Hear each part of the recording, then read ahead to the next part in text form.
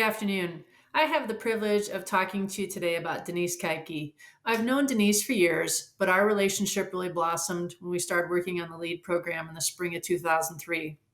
The whole LEAD program got started when Denise had a number of kids who were coming to her and they're expressing concerns about the way kids were treating each other, about the relationships. And Denise had the courage and the passion to do something about it. She reached out to the Ophelia Project, who came and made a presentation. During one of those presentations, I remember leaning over to her and saying, "Hey, this is pretty cool. I wonder if we could do the same thing at BF." At that time, nobody could have prepared us for how much time and effort it was going to take to coordinate that program. I remember that ensuing summer, there were several occasions in which we sat in her classroom and just cried because we were so overwhelmed, but it was truly so well worth it. I still vividly remember right before school started, we were going to kick it off the training for the teachers, and we had them come in on a weekend. And Denise made the comment, "What about tie-dye shirts? What about tie-dye shirts?" And I don't think I even ever shared this with her, but I remember at that point feeling so overwhelmed. I just thought, oh my gosh, we can't do one more thing. But you know what? We went ahead, we did the tie dye shirts, and it went on to become our identity.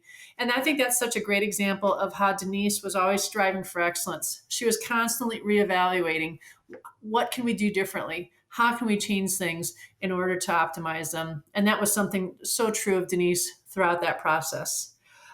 Some of my favorite memories working with Denise were the awesome training she'd orchestrate. They were so powerful, and just to hear the stories from the kids, it was just some of the best experiences I've had as an educator. I truly know we touched some lives and probably even saved some too. I also remember a trip we made to Minneapolis, Minnesota. Our kids were invited to speak at a National Service Learning Conference. Now, while I wouldn't recommend driving a minibus to Minneapolis and back in 2 days, it was exhausting. I would do it again in a heartbeat. I remember that when the kids were done presenting, there was a lady from Hawaii who, said, "Stop, please don't go anywhere," to our kids. And she ran to her room and brought back a box of macadamia nuts. And she said she brought those because she wanted to give them to the most beautiful people that she met at that conference. And she wanted to give those to our kids. Just as another example of our kids and the leadership that they developed, under Denise's guidance, as well as the way they touched other people's lives. It was just an amazing experience to be part of. I admire Denise for so many reasons. Like I said, her passion, and then also the courage, to take steps and to follow through in order to initiate things to help others. So her passion is amazing. Also, too, is just her ability to synthesize information. With LEAD program, we went all over the Midwest. She even went farther than that. And oftentimes there'd be professional speakers, and it was very frequent that Denise did a better job than they did.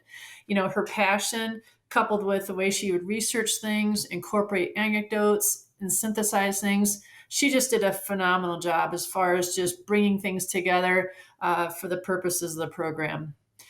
Lastly, and most importantly, is just her genuine passion for kids. And this is so true of Denise, not only as part of the LEAD program, but also as a classroom teacher. I've worked with so many educators over the years, and the way she developed relationships and has maintained those relationships. And she still, has relationships with many of her former students, and she's also a part of their lives. And so just her genuine love for her kids and ability to develop relationships with kids is just phenomenal, and something that I just admire about her so much. Denise, I'm just so happy for you. You did so much good as a classroom teacher, as the leader of the LEAD program, and now at the Caring Place. You are continuing to touch people's lives, and they are so blessed to have you because of your passion, your courage, and your convictions. And just as you were a blessing here. And I'm so blessed that I shared this experience with you and that I get to call you my friend. So thank you for everything you did.